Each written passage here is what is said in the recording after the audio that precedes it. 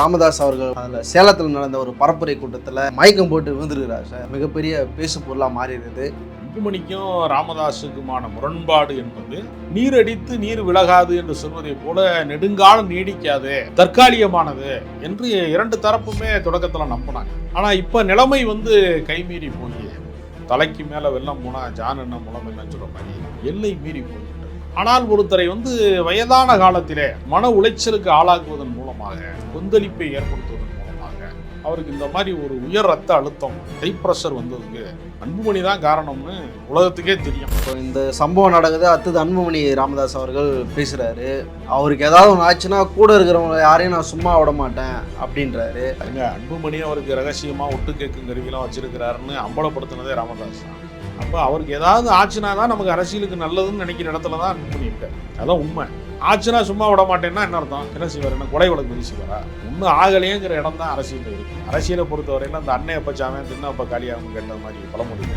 அவர் அரசியலில் பேசாமல் இருக்கணும், அவர் இயங்கணும் அல்லது அவர் முடங்கணுங்கிறது தான் அவருடைய எண்ணம். நீங்கள் பொது சமூகத்தில் இருந்து வரக்கூடிய குரல்கள், பொதுவாக ஊடகங்கள்ல இருந்து வரக்கூடிய குரல் எதுவுமே நீங்கள் பார்த்தீங்கன்னா திருமாவளவன் எப்போது சரிக்கி விடுவாருங்கிறது மாதிரியே கொஞ்சம் பேர் இருக்காங்க. அவர் பலமுறை சொல்லியிருக்கிறார், என்கிட்ட பேட்டி எடுத்துட்டு போவாங்க, வெளிவரவே செய்யாது. அவருடைய பாதை என்பது நீங்கள் மற்ற கட்சிகள்லாம் வியர்வை சிந்தி உழைக்கிறார்கள் என்று சொன்னால், விசிகா போன்ற கட்சிகள்லாம் ரத்தம் சிந்தி உழைக்க வேண்டிய, வெறும் வியர்வை சிந்தினா போதுமானதா இல்லை. களம் ஒண்ணுதான். ஆனா ராமதாஸுக்கு கிடைக்கிற சௌகரியம் ஏன் திருமாவுக்கு கிடைக்க மாட்டாது? அது எல்லாருக்கும் தெரிந்த காரணம் தான். சாதிய மனோபாவம் என்பது, அதாவது சாதிய அடுக்குகள் எல்லாருடைய உள்ளங்களிலேயுமே நீங்க அம்பேத்கர் குறிப்பிட்டது தான். சாதாரண நாட்களிலே ஒரு ஜாதிக்கு எதிராக இன்னொரு ஜாதி போரிட்டு கொண்டே இருக்கும். எப்போ வேறு மதம் சார்ந்தவர்கள் மீதான தாக்குதல் நடக்கிற போதுதான் தங்களை அவர்கள் ஜாதி இந்துக்களாக கருதாமல் இந்துக்களாக மட்டுமே கருதக்கூடிய வாய்ப்பை அப்போதுதான் பெறுகிறார்கள். அறம் நாடு பார்வையாளர்களுக்கு வணக்கம். இன்று நம்முடன் இணைந்திருக்கும் சிறப்பு விருந்தினர் அரசியல் விமர்சகர் ராஜகம்பீரன் அவர்கள். வணக்கம் சார். வணக்கம். அன்புமணி ராமதாஸ் அவர்களுடைய சண்டை தொடர்ந்து நம்ம அந்த விஷயங்களை பேசியிருந்தோம் சார். யாருமே எதிர்பார்க்காத வரையில் சசிகலாவுடன் கூட்டணி அமைத்து தேர்தலை சந்திக்கிறார். அதில் சேலத்தில் நடந்த ஒரு பரப்புரை கூட்டத்தில் மயக்கம் போட்டு விழுந்துருக்கிறார் சார். அது மிகப்பெரிய பேசு பொருளாக மாறி இருக்குது.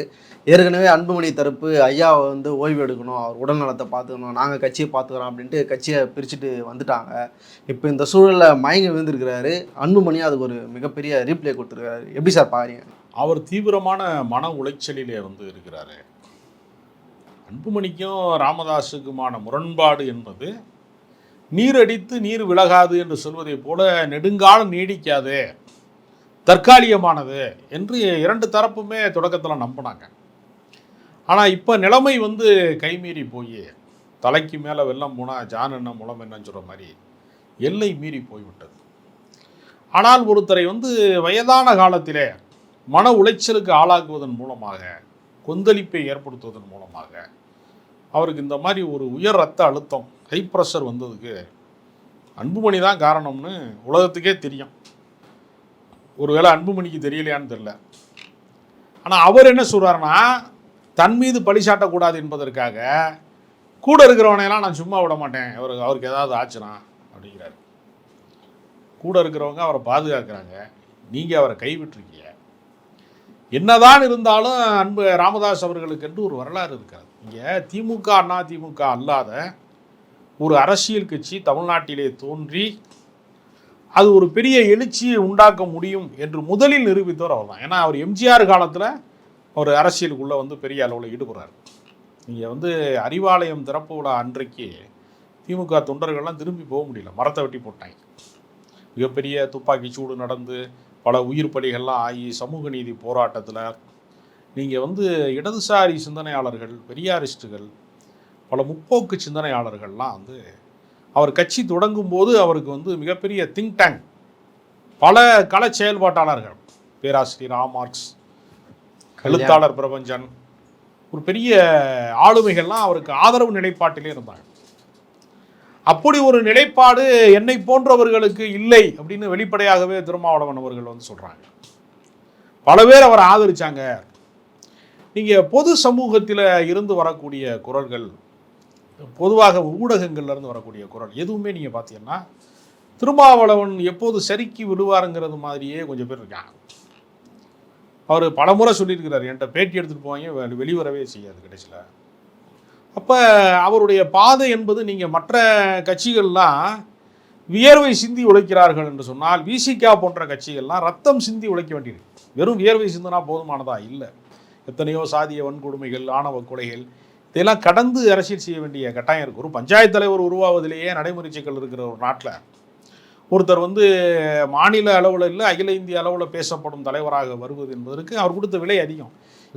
இவருடைய சமூக நீதி பயணம் என்பது அதுதான் சார் கேட்குறேன். களம் ஒன்று தான், ஆனால் ராமதாஸுக்கு கிடைக்கிற சௌகரியம் ஏன் திருமாவுக்கு கிடைக்க மாட்டேங்குது? இல்லை, அது எல்லாருக்கும் தெரிந்த காரணம் தான். சாதிய மனோபாவம் என்பது, அதாவது சாதிய அடுக்குகள் எல்லாருடைய உள்ளங்களிலேயுமே, நீங்கள் அம்பேத்கர் குறிப்பிட்டது தான், சாதாரண நாட்களிலே ஒரு ஜாதிக்கு எதிராக இன்னொரு ஜாதி போரிட்டு கொண்டே இருக்கும்.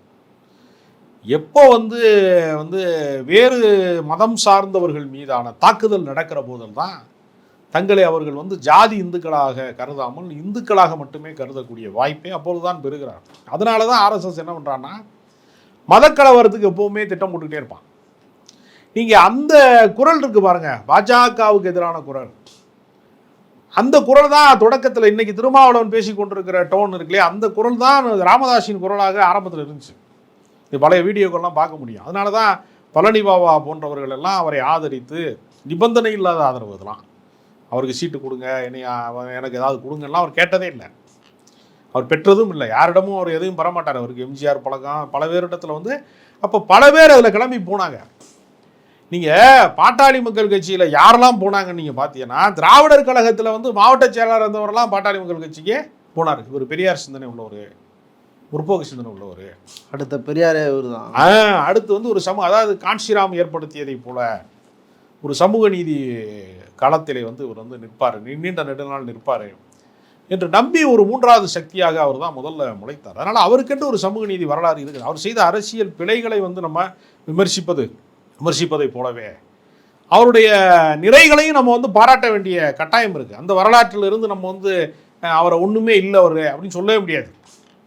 அவர் நடுவில் அந்த என்ன சொல்கிறது, அதிகாரத்திற்கு முன்னால் திசை மாறி விட்டார்கள் என்று வேணால் சொல்லலாம்.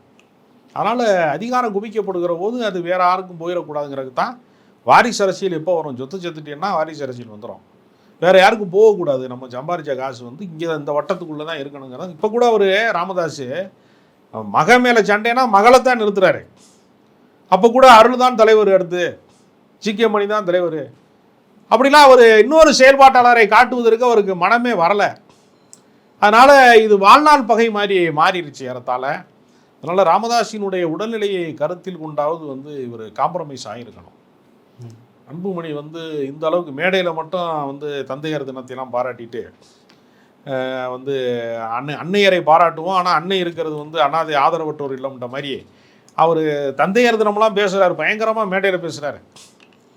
ஆனால் நேரில் ஒரு என்னவா இருக்கிறாரு? இல்லை, அவர் வயது மூப்பு ஒரு பிரச்சனையாக இருக்குது, உடல்நல பிரச்சனைகள் ஒரு முக்கியமான ரோல் பண்ணுது. ஆனாலும் நான் அன்புமணியை களத்தில் தோக்கடிப்பேன் அப்படின்ற முனைப்போட அவர் செயல்படுறாரு. அந்த அளவுக்கு என்ன சார் பிரச்சனைங்க? இல்லை, அதாவது அவர் தன்னுடைய கையை மீறி போய்விட்டார் என்பது மட்டுமல்ல. அது அவர் என்னென்னா, அவர் வாழுகிற காலத்திலே அவரை ஒன்றும் இல்லைன்னு சொல்கிற இடம் இருக்குல்ல, அதை அவரால் ஏற்றுக்கொள்ள முடியல. ஏன்னா அவர் உருவாக்கின கட்சி அதான். அப்போ ஆப்போசிட்டில் நிற்கிறவங்களும் அவர் வளர்த்து விட்டவங்க தான், அவங்கள தோக்கடிக்கிறதுக்கு ஒரு வேட்பாளரை போடணுமா அப்படின்ற கேள்வி வருதுல. இல்லை, நீயா நானாங்கிற இடம் வந்திருக்கக்கூடாது. வந்துருச்சுன்னா அப்புறம் நான் தான் எல்லான்னு சொல்ல வேண்டிய கட்டாயம் வருதுல. இப்போ அவருக்கு மிகப்பெரிய மன உளைச்சல் என்னென்னா, திமுக கூட்டணியின் கதவுகளை தட்டினார் ராமதாஸ். திமுக அவரை ஏற்கலை. விசிகா வெளியேறி போய்விடக்கூடாது, நீண்ட நாள் பயணித்தவர்கள் வெளியேறி போய்விடக்கூடாது, விசிகாவிற்காக ராமதாஸை ஏற்கவில்லை அப்படிங்கிறதுல. அப்போ அவருடைய அரசியல், அவருக்கு மன உளைச்சல் என்னவா இருக்கும்? நம்மையெல்லாம் தாண்டி திருமாவளவன்லாம் வளர்ந்துட்டாரு. அவர் ஜனநாயக சக்தியாக அங்கீகரிக்கப்படக்கூடிய இடத்துக்கு வந்துட்டார். நம்ம சாதியவாதத்தை விட்டு நம்மளால் தாண்ட முடியல அப்படிங்கிறதுலாம் அவருக்கு ஒரு எதிர்மறையான ஒரு இடத்த கொண்டு போய் சேர்க்கும். நீங்கள் யோசிச்சு பாருங்களேன், நீங்கள் அதிமுகவை இயக்கிய ஒரு நிழல் அரசாங்கத்தை போல இருந்த சசிகலாவும், தமிழ்நாட்டு அரசியலில் திமுக அதிமுக அல்லாத கட்சிகளெல்லாம் ஒருங்கிணைந்து போராடுறது, தமிழ் தேசிய போராட்டங்களாக இருக்கலாம், ஈழ போராட்டங்களாக இருக்கலாம், பொது பிரச்சனைகளாக இருக்கலாம், எல்லாவற்றிற்குமே ராமதாஸ் பங்கேற்காத, அவர் அறிக்கை விடாத அல்லது அவர் களத்திற்கு வராத போராட்டங்களே இல்லையே. ஒரு கடைசி வரைக்கும் சட்டமன்ற உறுப்பினராகலை, நாடாளுமன்ற உறுப்பினராகலை, அதிகார மையத்திற்குள் செல்லாமல் அவர் வந்து நான் என்னை வந்து வாழ்நாள் போராளின்னு சொல்லுங்கன்னு சொல்லக்கூடிய அளவுக்கு அவர் அதிகார மையத்துக்கு போகலை.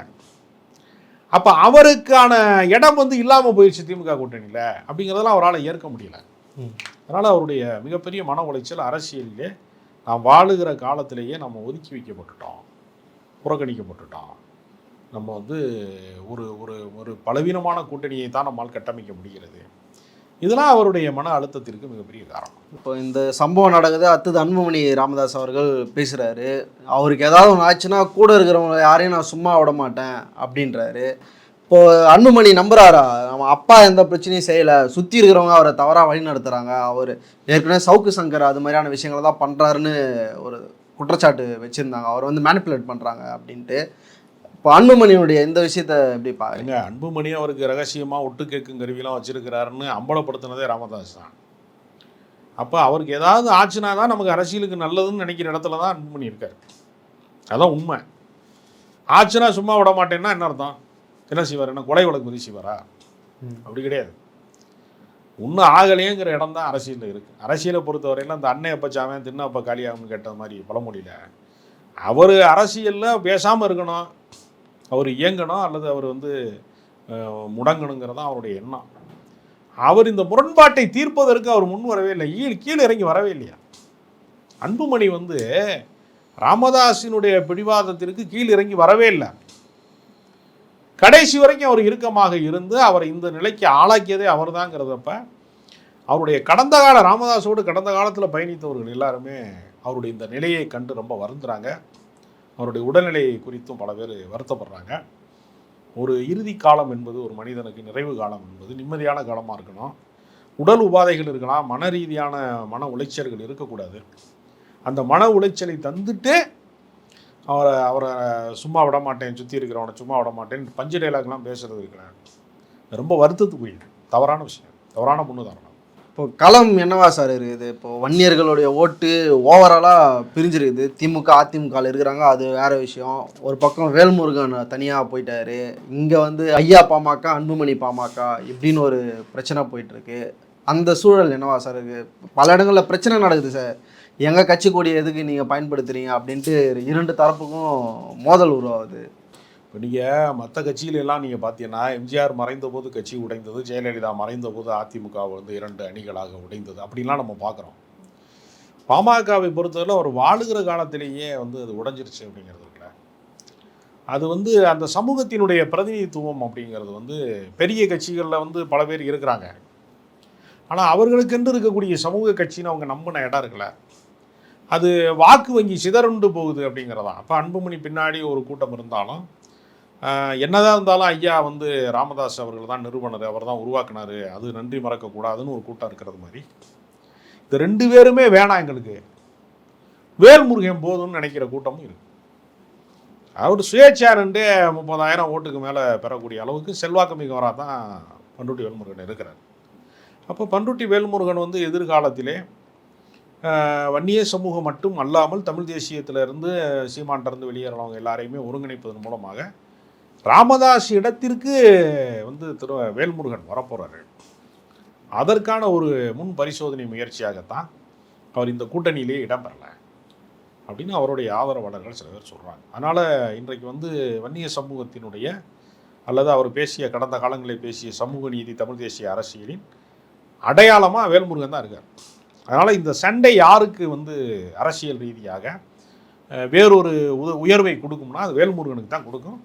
வேல்முருகன் வந்து யாரோடையும் பகை வளர்க்காமல் பட்டியலின மக்கள் தான் நமக்கு பகைவர்கள் என்கிற மாதிரியான அந்த மனப்போக்கு இல்லாமல் எல்லாரையும் அரவணைத்து சாதி மத மோதல்கள் இல்லாத அல்லது வந்து சாதி ரீதியான அந்த மோதல்கள் இல்லாத ஒரு அமைதியான சூழலோடு கூடிய அரசியலை முன்னெடுத்து செல்ல வேண்டும் ஒரு விரும்புகிறாரு. இந்த பின்னடைவு என்பது பாமகவின் பின்னடைவு என்பது வேல்முருகன் கட்சிக்கான ஒரு முன்னிலைக்கு வருவதற்கான வாய்ப்பாக எதிர்காலத்தில் மாறும். வேல்முருகன் தவிர்க்க முடியாத தலைவராக மாறுவார். பொறுத்திருந்து பார்ப்போம் சார். அரங்கத்திற்கு வந்து பல்லவத்தால் பந்தனுக்கு வருமானம் சார்.